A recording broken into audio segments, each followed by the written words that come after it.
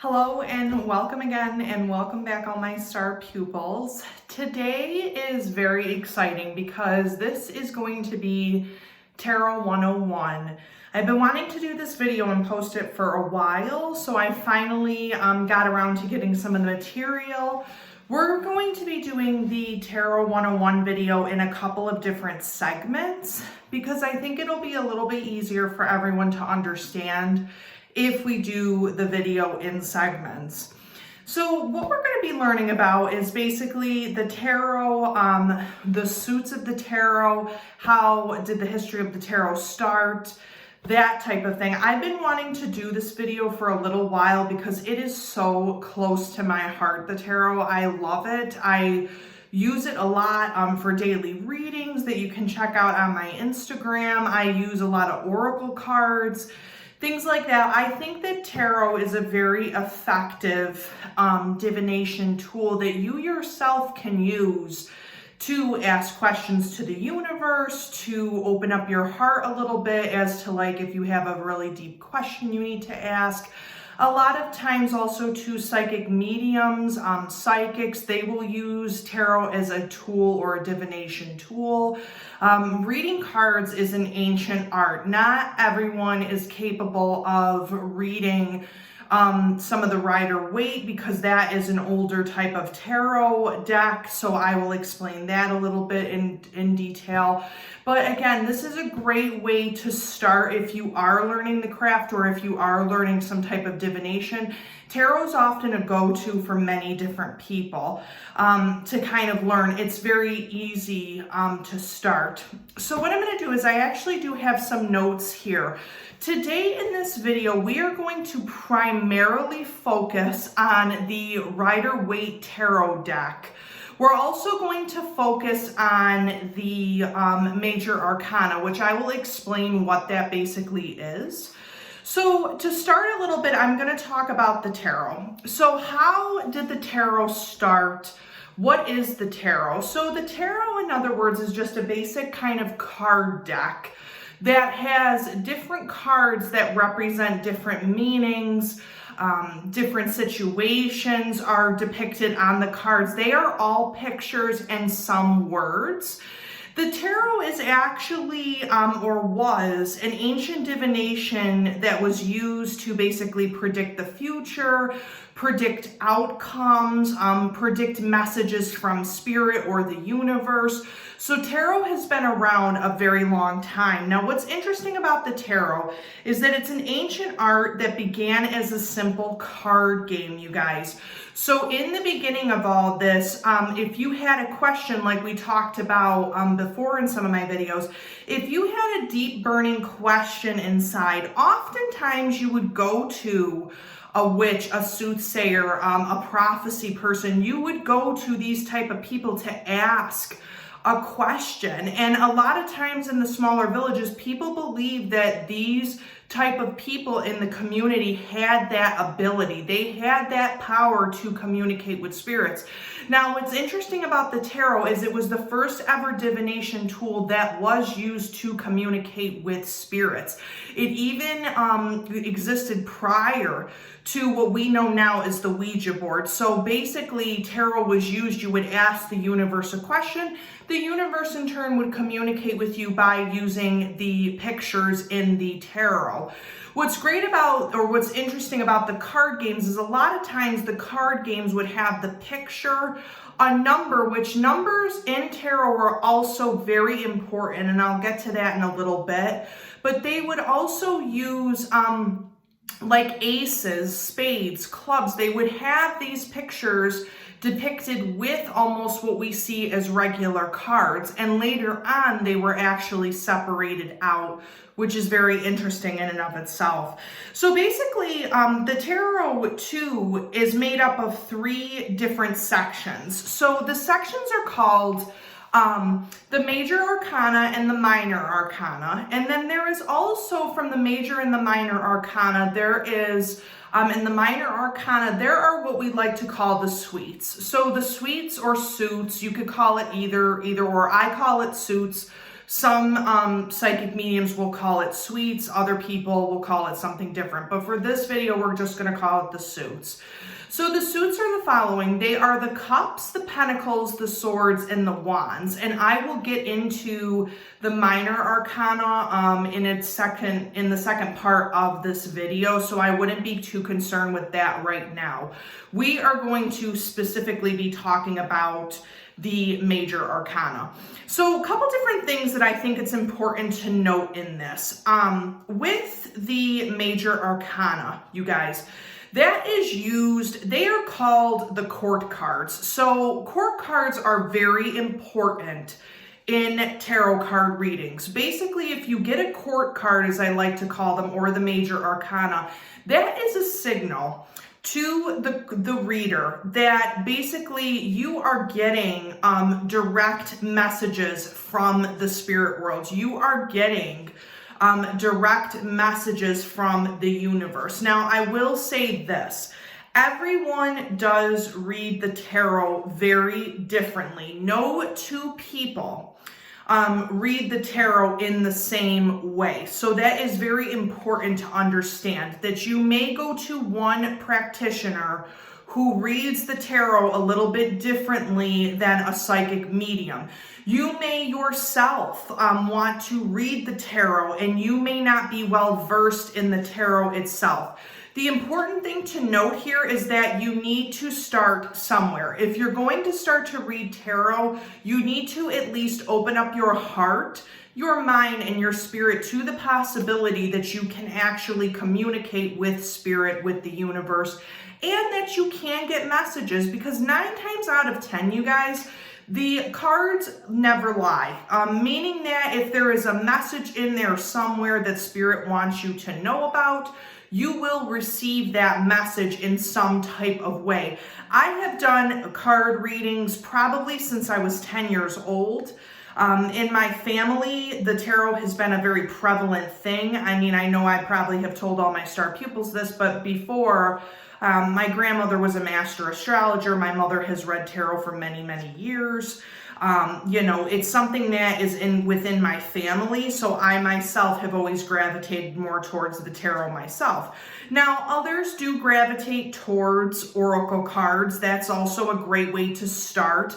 I often say to my star pupils who ask me the question, what should I start with? Should I start with oracle or tarot?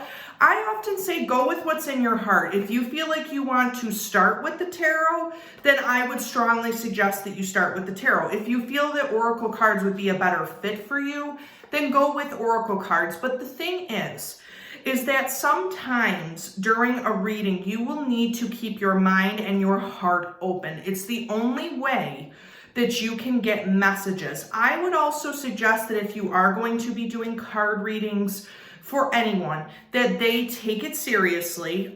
This is a very serious type of art form. It's a very serious thing that is spiritual, that if you want to read for others, if you want to help others, then you really need to convey to that other person who you're reading for that this is a serious occasion. You should not be under the influence if you are doing tarot cards. You also should, if you're not comfortable working with the tarot, then you shouldn't be. You should only be comfortable if you really are invested in this type of way of divination. The other thing I'm going to say for all my star pupils who want to start with the tarot is that you need to understand that there is some truth to this. But at the same time, you do also need to take things with a grain of salt. I mean, none of us can really see into the future unless you are some magical being, in which case you're watching my channel, and I think that that's great. If you are not, and obviously most of us cannot see into the future, then a lot of times with the tarot, you should take it with a grain of salt and understand that these cards have meaning, they have spiritual practice, they have feeling in them, but that we should kind of take it also too with the fact that just because you received the death card doesn't mean that you're going to pass away or die next week. It doesn't mean what the cards oftentimes depict. So sometimes taking card readings with a grain of salt, knowing that you have free will to make your own decisions when you are doing tarot readings, is also extremely important, you guys, to know that if you do have a reader who is telling you certain things or depicting on what is true for you is often very, very important. It's also important, being a reader, that you actually tell your person that you're reading for. We call this the querent a lot of times in tarot, because the querent is the person who is asking the questions in the reading. It's also important that you tell the querent the truth. Whatever that truth is, people like genuine readings. They don't like readings where there is a lot of fluff. They don't like readings where you are not tapping into their spiritual energy. And you also too are not being truthful. People do not appreciate that. So, know who you're reading to, know what you're going to do, know those type of things before you start to do tarot readings. My other suggestion to my star pupils is to start with yourself. If you want to start doing the tarot, and we're going to go through that in this video, start with yourself. It's the easiest way to kind of get that reading going, trying to get the reading out there. You can start with daily readings by just picking 3 cards. You can do all kinds of different spreads, and we will get into that in a little bit here. But I would just start with daily readings if you want to start working with tarot and things of that nature. So going back to what we were talking about with the major arcana. So the major arcana are the core cards, or are the most important cards. So what you will notice with the major arcana is that they have pictures and they have numbers. So what is interesting is that there are 21 major arcana cards in the tarot. What's interesting is that you start at the number 0. The 0 in the tarot, we like to look at this as the new beginning, the beginning of a journey, 0 being infinite, 0 meaning nothing. You start at the beginning pretty much. So going down the major arcana, we have 0 starting as the Fool. So we're using the Rider-Waite tarot deck. There are many different tarot decks out there, you guys. I have a few of different tarot decks. I love the Rider-Waite because it is the oldest tarot deck, and it is also the most convenient tarot deck to read. So talking a little bit about the Fool, let's just get into this. So basically you have either, male, female, whatever the situation is. They're at the edge of a cliff. And what is interesting about the Fool is that this depicts for people a new beginning. So if you do get this into a card spread, it is light, it is joyful. It is someone who, is free, carefree, willing to go off the edge, to make a change in their life, to start something new. You have the depiction of the white dog, meaning purity, meaning loyalty, meaning that you are starting that new beginning within yourself. There is the depiction of the white rose. We call the Fool the traveler, the romantic side of people, the romancer oftentimes. Now, here's the other thing. When you get the major arcana, you can get them upside right like this, which we call upright. If you get the card reversed, which looks like this is a clear depiction that everything that is good and positive about this card has become negative. So instead of, the new beginning, the romantic views, the loyalty, the romance of starting a new adventure, you have someone who is so in denial about the risks, uncautious. They're throwing caution to the wind. They're going to go off the cliff regardless of what that beginning is. So it's cognizant in tarot to keep in mind that there is an upright version and then there is a reversed version. So the Fool just depicts in the simplest terms that I can give you. And a lot of times any type of tarot decks come with booklets that will give you more information. For the sake of this, because the Rider-Waite does not come with a booklet oftentimes, you have to actually buy tarot books in order to read about the Rider-Waite, because the Rider-Waite is a very powerful deck. If you're able to read this deck to others, depending on who the querent is, You basically are very gifted in that type of area. And it does take some practice. It does take some time, to actually have a quadrant that you are currently reading and able to pull upon that. Now, I will say for psychic mediums, this is a little bit different because psychic mediums use the cards just to get ideas or tools. A lot of times they might communicate with spirits.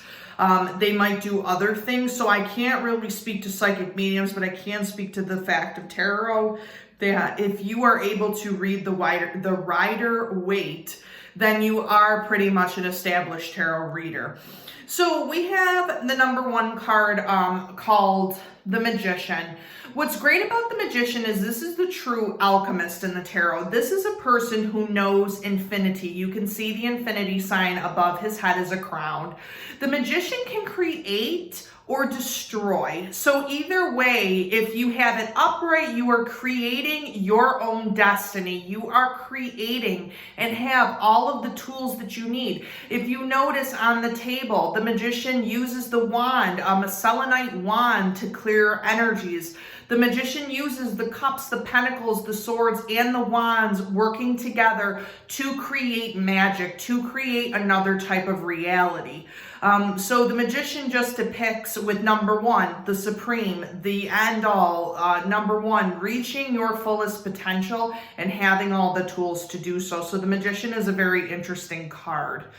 Number two, we have the High Priestess. The High Priestess, if you will find in the major arcana, there are a lot of opposites. So for the Magician, there is the High Priestess. The High Priestess is depicted as divine feminine energy, whereas the Magician is depicted as divine masculine. So you can see here that obviously she balances the black and the white, the harvest. This is also depicted as Isis with the moon, the divine goddess, the person who is spiritually aware. We consider the High Priestess also to be pure, to be in touch completely with spirit, and also to kind of depict a more maidenly approach. This is very much a spiritual teacher, a spiritual leader.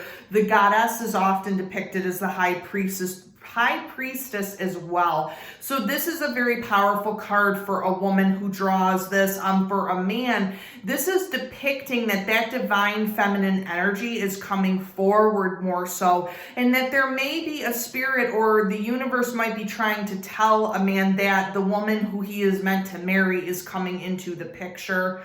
For a woman to get this, it's basically all that she can be spiritually. The other card that we're going to talk about is the Empress. Now, the Empress is a middle-aged woman. Oftentimes, the number 3 is depicted in here, which is a very, very spiritual number. The Empress is governed by Venus, Taurus, things of that nature. She is a matronly woman who is of the material world. She, with her husband, the Emperor, rule a lot of the Pentacles decks, as you can kind of see that as well. So the Empress is fertility, abundance, happiness, becoming that divine feminine energy, giving to others, ruling over others, in the material realm, things of that nature. So the Empress is just a very powerful card to receive if you are looking for fertility, if you are looking for abundance, if you are looking for a sense of deep self as a divine feminine, then this is the card that you would pull for the Empress, the number 3.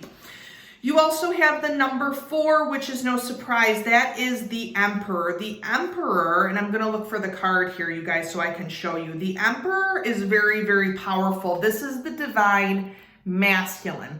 So the Emperor and the Empress, we can think of, rule the material world. They rule the physical plane. They rule anything with the pentacles. Whereas the Magician and the High Priestess rule what we would call the cups, or rule what we would call anything that is a spiritual light and energy. So the Emperor is very masculine, is very strong, is very ability to rule with wisdom and non-judgment. the ability to overcome and to start new beginnings with a sense of importance and prudence. So if you have someone who gets the Emperor card, this is the end. The Emperor and the Empress are the end of material wealth. This is the top that you can actually be at with the physical realm. So the Emperor is very important for that. He is the divine masculine. The Empress is the divine feminine. So things of that nature. The other thing I did want to mention about the major arcana, you guys, is that they often will be in a spread, and we will get to that in a little bit at the end of this video. But that is when you have a major arcana surrounding minor arcanas, you can get a better sense as to what is going on with the reading and with the querent if you're reading for someone or reading for yourself, which I will explain that in a little bit. Now, the fifth card, we have the Hierophant. So the Hierophant is a very interesting card because the Hierophant depicts a spiritual leader, a spiritual guide. So if you get the Hierophant, you are speaking in terms of organized religion. You are speaking in terms of organized spirituality. You may be, as the querent, looking for a higher power, looking for a higher order or sense of things. And the Hierophant card does give you that. This is a supreme spiritual being. This is a person who is in touch greatly with the universe. You can see the crosses. You know, we have the Hierophant having the number 5, the number of change, of new beginnings, the number 5 of chaos, and the opposite result of that. So the Hierophant brings spiritual order where there is chaos in the physical realm. So you can clearly see that the Hierophant is a spiritual leader, but this is in the physical, whereas the High Priestess and the Magician are mostly in the spiritual realm. So the Hierophant is also a great card too to pull if you're looking for more spiritual guidance, if you're looking for a deeper calling. The Hierophant is often the card that you would want in those type of readings. Now, number 6, the card of the Lovers. Number 6 is often depicted as the sign of Gemini, the sign of Leo, the sign of the Lovers we have here. So you can clearly see that this is a very biblical picture. We have the Archangel Gabriel above, Adam and Eve, so to speak. Here we have, the conjoining of two lovers, two people who are in constant spiritual alignment. They are free. They are above reproach. They both care for each other in a most biblical sense. A lot of times the Lover's card is pulled if you are going to be seeking a new relationship or if you are going to be seeking a marriage with a current partner. So this is one of the cards that you could pull along with Cups, and that could depict a lot of the relationship. This is very much a relationship spiritual card. So that is the Lovers. The number 6, which talks about love, compassion, infiniteness. The number 6 also depicts a lot of the home, the homemaker, the ability within to receive and give love reciprocally is part of the number 6. We also have, you guys, the number 7. Now this is the Chariot. So this, in other words, depicts the light and the darkness of a fighter, of a healer, of a person. You see a prince on the chariot. This depicts a forceful fighter, a person who has come to illuminate a situation. The Chariot also, if a woman is getting this card, means that the man that she has been wanting is coming to her in that way. Much like the High Priestess, if a man gets that in his reading, then that depicts that a woman is coming to him, or vice versa. It could be a woman with a woman, it could be a man with a man. It just depends on who your querent is when you're actually reading. But the Chariot also depicts victory. It depicts the end of something. It depicts the overcoming of the dark and the light forces. You see the Sphinxes, which often depict from the pharaohs about wisdom, all knowing. You have a balance mentally inside of yourself. So the Chariot talks a lot about that. You have the number 7, which is a very, very lucky number. It's a number of wisdom. It is a number of knowing, of, having a deeper mental and spiritual connection. We have the number 8, you guys, in the Major Arcana, which is perhaps my favorite card because it does depict a Leo. It is strength. And you can clearly see the number 8 in a lot of numerology does depict the infinity sign. It is infinite knowing and infinite strength. So this is a great card to have. You can see the lion. You can see the woman with the infinity sign with the number 8 backwards. She is crowning. She is in control of the lion, in control of the beast within, in control of the strength, but she is doing this out of love and compassion instead of hatred, instead of fear. So that strength is a great card. It is exactly what it means. It means that you are going to overcome a situation with strength, with grace. I think what's great about the strength card too, you guys, is that for any querent who does get that, it's a balance. So it's a balance of grace and forgiving, and it's also a balance of strength and fearlessness. So if you have somebody who does get that, that's also a great thing to have too. We have number 9 as, the Hermit. And, a lot of people will tell me who see this card that, this is a Led Zeppelin album cover, if I'm even saying that correctly. Led Zeppelin, we see they use the Hermit, which I think is so interesting that these cards transcend time. They transcend a lot of reality, but also to know that there is that kind of timelessness with these cards is interesting. But you have the Hermit here. So this is the number 9. So 9 is kind of a reclusive number. It's an introspective number. It's a number where you go within. The Hermit is often considered a dark or gray figure, an older man with a light. What's interesting about the Hermit also is that within the darkness, there is the light of the Hermit. So sometimes to look outward with the light, you have to go within. And the Hermit talks a lot about this in the tarot cards when you are reading to your querent, you guys. So you can just look at the Hermit as someone who is introspective, but still has that light to go on the outside, to find the deeper truth of things, to have that wisdom, but also to have that introspection that there is a time to speak and there is a time to listen. And the Hermit often listens both to the physical and the spiritual realms. He carries the staff of light, which also depicts, as he walks, the staff is illuminated to light his way in the darkness. So that is the Hermit card, you guys. We also have another favorite card, the Wheel of Fortune.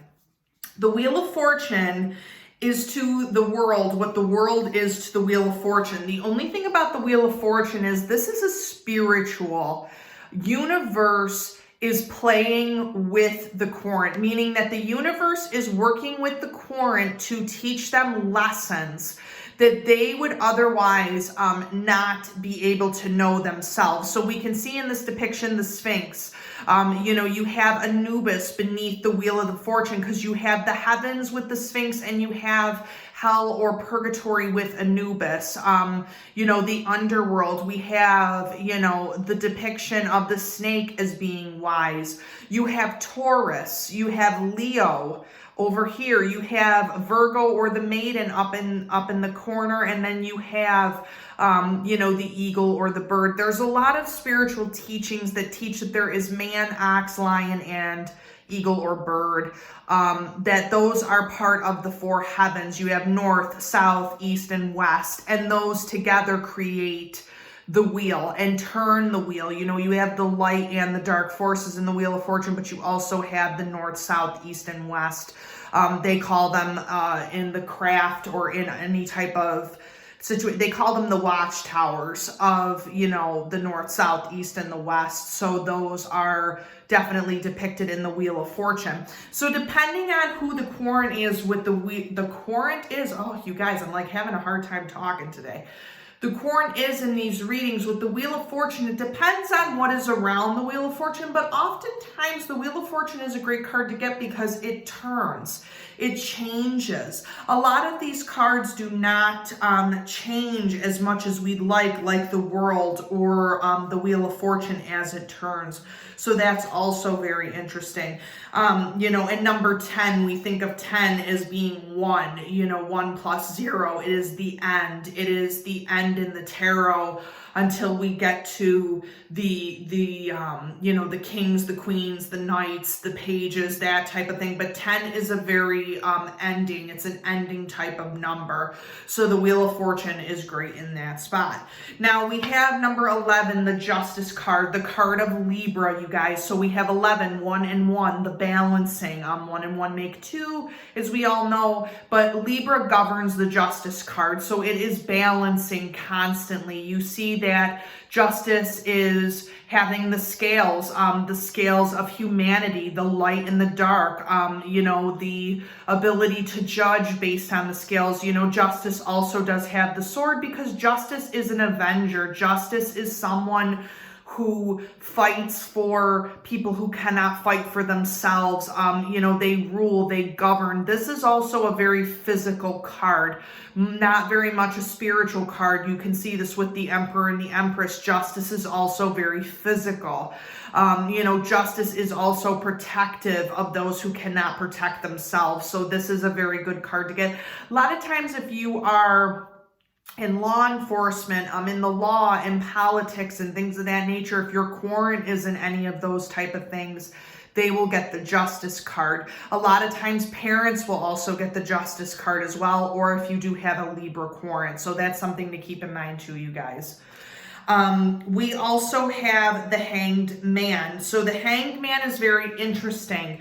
A lot of people depict this as the fool who has made that type of decision, that new beginning, and then they are reversed. They are able to see the world upside down from a different angle, from a different point of view. But either way they are hanging, they can see their alternate reality. The Hangman is also depictive of a new beginning, but also to understand that you can overcome harsh realities. You can overcome things, but just remember that, you know, you can either stand as a hanged man, or you can hang yourself mentally or emotionally. So the hangman is a depiction of a new beginning, but to be cautious about this new beginning, unlike the fool. So that is depicative of the hangman. You know, we have the number 12, which is also too indicative of a very spiritual number. There are 12 apostles, 12 zodiac signs, you know, the number 12. That type of thing. We also have number 13, which is an unlucky number for some, but it is a very spiritual number. It is the number of death. So you have 13, death. What is interesting about this is this card often depicts the plague. It depicts, you know, the white horse, the skeleton, Chiron. It depicts, you know, the death coming for others, but then you also have, you know, the religious figure who understands and sees death. You have the primrose, which is indicative of funerals, of things like that. But the death often is a release. It's a new beginning. It's something that is very, very spiritual to some people who look upon this card. It may also mean the death of an old lifestyle, the death of an old past. Things of that nature, just depending on who the querent is. Death does not necessarily mean death. It can also mean a birth. It can mean a beginning. It can mean the end of a cycle. So number 14, you guys, is called Temperance. Temperance is often referred to as a very just card. Temperance is spiritual, it's forgiving, it's moving past things, it's being able to temper the waters. In this case of the great kingdom, water being a conduit, it is very spiritual. You have, the Archangel Gabriel here basically mimicking the temperance in the cards. What is interesting about the Rider-Waite Tarot too, you guys, is that it often depicts the biblical or the Bible sense of things, or it depicts the Egyptian gods and goddesses. So what is so interesting about the Rider-Waite is that it depicts almost two different kinds of religions, but not. It's almost like as if it is intermixing, the biblical sense of what we have, and then also to the Egyptian sense. So I thought that was interesting. I do not know why that is, but I definitely can look it up. But there you have temperance. So basically temperance, unlike justice, is the actual physical balancing of the spiritual versus, the material, whereas justice is overcoming the injustices socially, politically, economically, working in the justice system. Temperance is basically tempering something in your life. The other card that we have is the number 15. So we have the devil. So what's interesting is that the devil is often depicted as Capricorn. It is depicted as the opposite to the lover. So clearly we can see the devil is a dark figure. They are, having the lovers who we saw before, they are chained. They are, you can see that they have, they're selfish, they're uncaring. They do not love each other unconditionally. They, a lot of times unfaithfulness, you can get a person drawing the devil card who has the negative, I call it the dark side energy, the negative energy that is surrounding them. It is the card of addiction. It is the card of sickness, disease.